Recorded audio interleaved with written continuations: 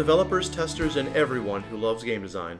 Welcome to Studio Blues Podcast, DLC not included. We're your hosts, Steele and Teal. Our podcast discusses game development and industry topics in a relaxed fireside chat manner. So a little bit about us and where we're from. I've been working on game design for over 10 years, closer to 15 or 20 now. Yeah. And I've been a professional writer for about as long. I'm also a published author, been published since 2012. And don't forget, you have a degree in video game design. That is true. Okay, I've been developing games for as long as Steele has. I specialize in level design, modding, and NPC and AI scripting. I especially love to do lighting. Yes, it is. You can make a scene look really beautiful, Teal. Thank you. All right, so we've been tackling development and history topics, but now we're going to broaden out to the whole industry. So what is our topic for this week? Our topic is challenges faced by indie game studios. Exactly. I think it's best we just start up with the statistic and just get it right out there. Most gaming projects do not go gold. No, they don't. And that's both commercial and non-commercial. They just fail somewhere in the development cycle, or even worse, they end up in development hell. Oh, yeah. We've seen plenty of examples of that. Yeah, on our YouTube channel, we critique games, and a lot of the games we critique never really go anywhere, which is unfortunate. It is unfortunate because you put a lot of hours into something, and you put a lot of heart into it, and for whatever reason, it just doesn't make it. So what we're going to do is we're going to go over 9 different challenges. This is not an exhaustive list. Oh, by no means, no. But these are the 9 big ones that indie studios face, or indie projects face. Right. That can cause them to not go gold. Yeah. So let's start off with the biggest one. Okay, the biggest one is funding. Yeah. Money. Mm-hmm. You have to be able to pay for your project. And I don't want to say this completely excludes non-commercial games, but the commercial games really have this problem. That's true, yeah. Because you can't get something for nothing, Teal. That's right, you can't. And most of these projects are self-funded. Yeah. If you're lucky enough to be crowd-funded, like through Kickstarter, good for you, but you still face challenges. You have to deliver, otherwise your backers are going to pull out. Right. Or worse, sue you. Ooh. You know, yikes. and you have to be able to meet the demand. What happens if your project gets funded by millions? Right. You know, and you have tens of thousands of backers who are at the level where you have to deliver a map of your game world. Well, good luck with that. Now you have to find a printer that can print a high quality map of your game world and be able to ship it out to all of your backers. So, I mean, it's not just finding the money. No, it's not. It's using the money properly. So you've got to have yourself a nice budget. And I think that's the real word there, Teal, is budgeting. Budgeting. When we started Rose and Hearts, we created a budget. We sure did. X amount of money goes to graphics. X amount of money goes to audio. X amount of money goes to coding. And we've tracked where we've spent that money and how it's been allocated and how much is gone and how much is left. And you've got to do that or else your project's going to get away from you. It is. I can't tell you how many projects I've seen, not just game projects, but projects in general, which have far exceeded their budget simply because the budget hasn't been tracked. And that's a real problem with being able to complete your project. A good example, not game related, is animation. Correct. And you can always tell when something reached the end of its budget. Yes. Because the ending is rushed. And that's the same way with games. Right. I've seen games where the pacing was really good, and then at the end it was a gallop to the finish line because obviously they were running out of money. They were running out of money. Or time, and we'll get to that later. We'll get to that in a bit. But yeah. The money thing is a huge hurdle. That is, out of all the challenges, the one that needs to be tackled the most in the pre-planning phase. Decided how much you're spending and where's it going. Yeah, I can't emphasize that enough. Just know where your money is. Yeah, know where your money is and where you're going. So where does funding lead us next? What is our next challenge? The next one is resources. Yeah, and resources are things like your sprites, your music, your code snippets, your writing, basically all the different elements of the game that come together. All your artists, music, Yeah. Okay, so every engine has its own included assets. Like RPG Yeah. Maker has the runtime package. Unity has an asset store, so does the Unreal Engine, et cetera, et cetera. Which I've seen those. We have, right? But we need to have some level of customization. Otherwise, you're just producing the same thing over and over again. Now, I want to take a step back and talk specifically to the RPG Maker people. Sure. There's nothing wrong with working with the assets that come free with the engine as long as you do it well. Get creative with it. Yeah. But if you're going to have custom assets, it's going to either cost money or cost time. Which those are resources, money and time. Yeah. And people. And people. You've got to have people to do this. And that leads to the big thing that developers have to really be good at everything. Indie developers have to wear many hats. Because after all, you're a limited shop. You really are. If you have a talented team, and we've seen a couple on our channel, that's wonderful. You're very blessed. Don't squander that. But if you're doing it by yourself, you're either learning how to code, learning how to make sprites, learning how to create music, or you're contracting out people, which goes back to money, to do those for you. It's very rarely that you're going to find someone who's going to want to do all of one particular asset. True. And even if you do have a team, let's say that somebody gets sick, so you've got to pick up the slack. Yeah. And if you're working with contractors, you have to track them. Because contractors love to get as many projects as they can. And the next thing they know, they're so overworked that they forget about you. That's true. You know, you've got to be a project manager as well as a game developer and money finder and all that sort of thing. You basically have to do everything if you're an indie developer. And if you're head of that studio, you basically have to do everything and keep track of everyone else at the same time. Right. So if you have a lack of resources, if you're missing something, then your project may fail. Or, as we said, even worse, get stuck in development hell, and the next thing you know, 10 years have passed and you still haven't released your game. Yeah. So let's move on to the next challenge, and this is where things start to get a little uncomfortably true. Long-term commitment. Yeah, but let's talk numbers. It's about 100 hours of development to develop 1 hour of game. That's basically generally understood, yeah. Yeah, and that's kind of terrifying and daunting. That means a 3-hour game is 300 hours. And you've got to have that long-term commitment. You've got to, this is not a sprint. This is a cross-country marathon. You've got to go the distance. Which means work-life balance, pacing yourself. I mean, it's fun to do it. But do you have the fortitude to do it 3 hours a day for the next year, 2 years, 3 years? Right.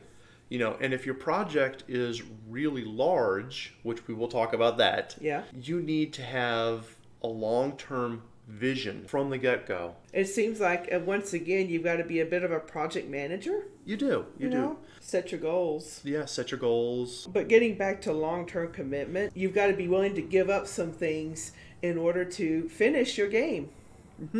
If you have a family, you obviously can't just ignore your family. If you have a marriage, you can't just ignore your spouse. Work-life balance is extremely important for indie development studios. Here's the thing. Relationships and marriages and friendships have failed due to people working on projects. It's a very grim fact, very grim truth. Yeah. You have got to have a work-life balance. You do. Project burnout is probably the #1 killer of indie game projects. Because people didn't understand what a long-term commitment it is. They did. They went into it and said, I'm going to make this wonderful game. It's going to have these features. It's going to have this epic storyline. And the next thing they realize, 2 or 3 years of their life are gone and they need to show for it. That is bad. That really is. Yeah. So with that bitter thought, we're going to move on to the next challenge, which is... Your game is what we call too niche. It is too narrowly focused. Yes. We'll discuss marketing later. But the first step of marketing is knowing your audience. Right. So let's say you have this wonderful idea for a game and you want it to be survival horror with peppermint sticks. Now there's your $1 million idea. Right. You want to incorporate candy with survival horror. Well, good luck. Candy Crush and Silent Hill, right? Right. A mashup between Candy Crush and Silent Hill. Wow. So you have your candy survival horror, and 5 people like it. Right. 5 So people like it. You're going to have 5 very happy players. And an absolute flop of a game. Yeah. Now, we're not talking about what makes a game successful. No. We're just talking about something that challenges a studio from completing or having a successful game. And that is what Teal is saying. Things are too niche, too narrow. We critiqued a game last year that was very narrow in scope. And the developer kept rebutting every single one of our critique points by saying, you're just not the kind of player I'm looking. And that is a warning sign. Yes. That your game is too niche. You're not going to have a broad enough appeal. You're not going to bring in money or fame. Yeah. So you want to develop your game so that your Aunt May and your Uncle Ding Dong are going to like. That's wonderful. Don't expose the rest of the world to it. Yes, please. Keep your fun little friend games with just your friends. Sure. If you want to make a game for the rest of the consumer base, do a little bit of research and find out who it is who's going to play your game. I agree completely with that, Steele. So then we go on to the next challenge. Team collapse. Yes. So disagreements are going to happen. As long as you have more than one person in a room, people are going to disagree on how things are done. The difference of opinion.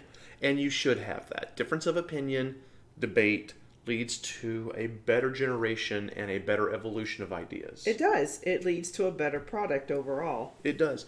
The bigger game studios will have their head designer, their lead designer. Mm-hmm. Let's bring Bethesda in, for example. Sure. You have your Todd Howard and your Pete Hines. Right. And they lead the team. But if you think for a moment that they're the only ones who have any input in the Bethesda game, you're out of your mind.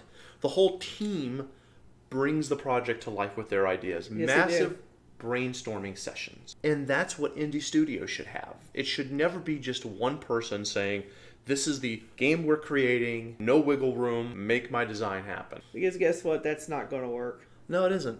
You're going to come out with a product. You are.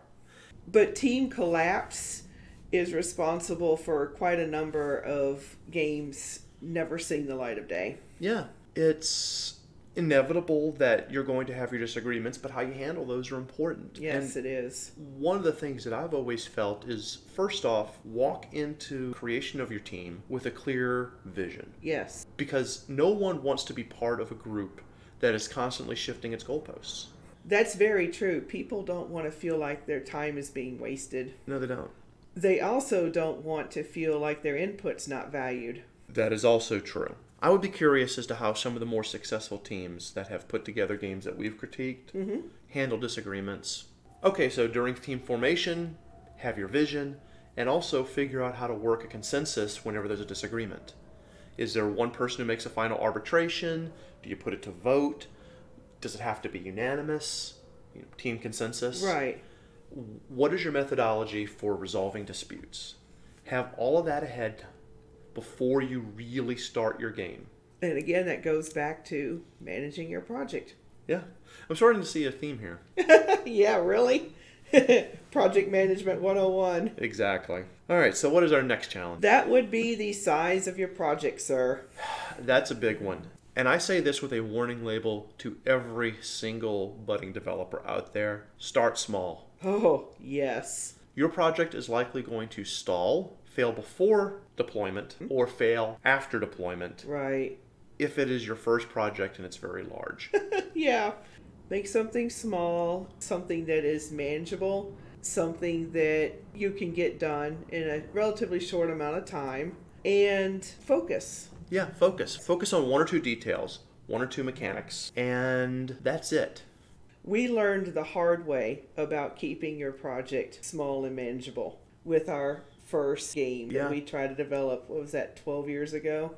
Oh, longer than that. I think that was 15. back in 2003. Yes. It was a very ambitious epic, and it was supposed to span several games, not just the one game that we released. And it it just about killed us. It did. It did. We only ever got part 1 out, and that was the end of it.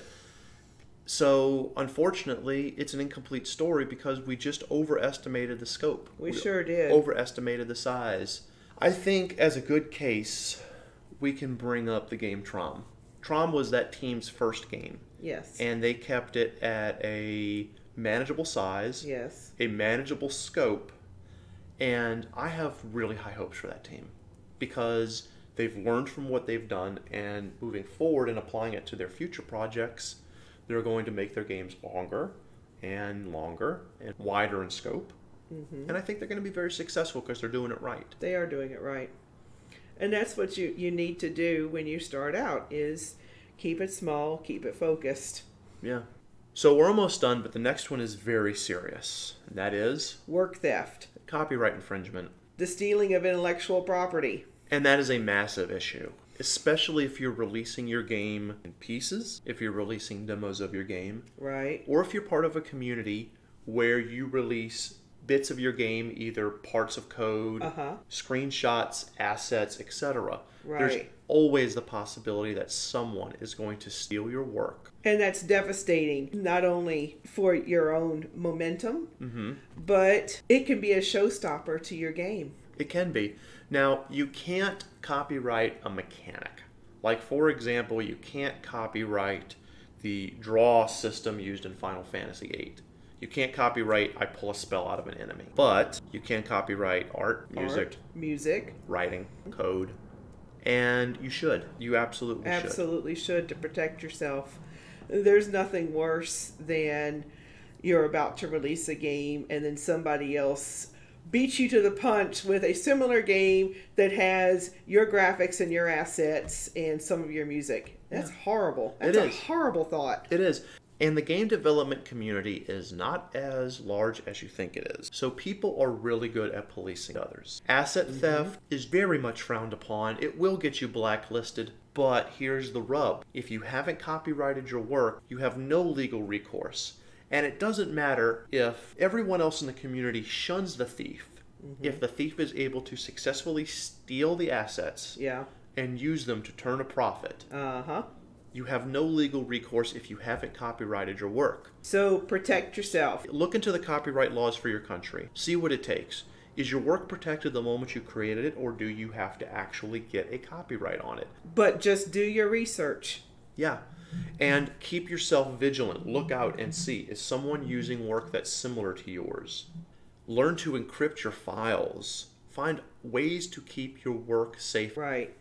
Because, like we said, if you don't do that and somebody does take some element of your game, then I can definitely see that game just falling apart and you're not finishing your project. So now let's move to the last topic, and this one could be its own podcast, and that is successfully marketing your game. Marketing, yes. Yeah. So just because you create your game, just because your game goes gold, that doesn't mean your game is going to be a success. And here's where I need to differentiate between a casual developer and a serious developer. And I mean no insult to either. If you're a casual developer and all you want to do is get your game out so people can play it and you can have the good feeling of people texting you on Discord and saying, hey, I played your game, it was a lot of fun, that's great. Yes, it is. But if you're a serious developer and you want to turn a profit, or if it's a non-commercial game and you want to get your name out there in the industry, like a resume or whatnot, right, you have to get your game out. It has to be exposed. So marketing is all about promoting. What are some of the general ways we can market? Well, some of the channels you can use are social media, community platform, advertisements. Yeah, Google Ads, itch.io, RPG Maker, Net if it's an RPG Maker game, the Unity Showcase if it's a Unity game, right. The Unreal version of that if it's an Unreal game. Get your game out. What do you think about demos? Demos are a good vehicle for generating interest in your game, utilizing them for promotional purposes. It's also a good tool for feedback. Yes. But going back to everything we've talked about and game development advice in general, if you're going to put your demo out there, be prepared to take and implement feedback. Yes. Because everybody has an opinion and they're going to bombard you with it. Yeah, you need to be able to sift through the feedback and go, okay, this is full, this is not useful. Right. I can implement this, I can't implement that. And how you respond to the community when you give your feedback is also going to determine how well your game is received. That's true. If you come back with combativeness every single time someone gives you feedback, you're going to get a bad rep and no one's going to play your game. So once again, you've got a failed game. Yeah. A game that doesn't even get to launch because people got mad at how you handled your demo. Yeah. We could probably do a podcast on the proper ways to accept feedback, but I'll say this. If you can't use a piece of feedback, never tell the person. No, absolutely. Just thank them for their feedback and move on. Yeah. Always say, thank you for your feedback, I appreciate the time. And then take the pieces that you can use and use them. Right. But this goes back to marketing and promoting. Because the goal of promoting is sales. Yeah. And you're not just promoting your work, you're promoting yourself. Yes, you are. You're promoting your brand, if you will. We want to talk about marketing with your brand. And, well, it's one way that a game can fail to go gold is you have a very poor marketing plan. Here we go, back to planning again. Yeah. You've got to have a solid marketing plan. Know which channels you're going to utilize for promoting your game and get out there and do it. Agreed. I think a very common theme that has come throughout this topic has been planning. Yes. You need to have proper prior planning. And again, we could do a podcast just on planning, but the highlight points would be making lists, project management, good project management software. Sure. Having everything in place before you sit down in front of your engine. And I think we've talked about that with level design last week too. I think so. The more you plan ahead of time before you start developing, the better a chance that your game is going to be a success, whether it be commercial or not. Agreed. So we've gone over 9 different challenges an indie studio or indie developer can face. What do you think? Are there more challenges, ones we haven't possibly thought of? What are your specific particular experiences with those challenges? What do you feel is the challenge that's going to affect you the most? Let us know what you think.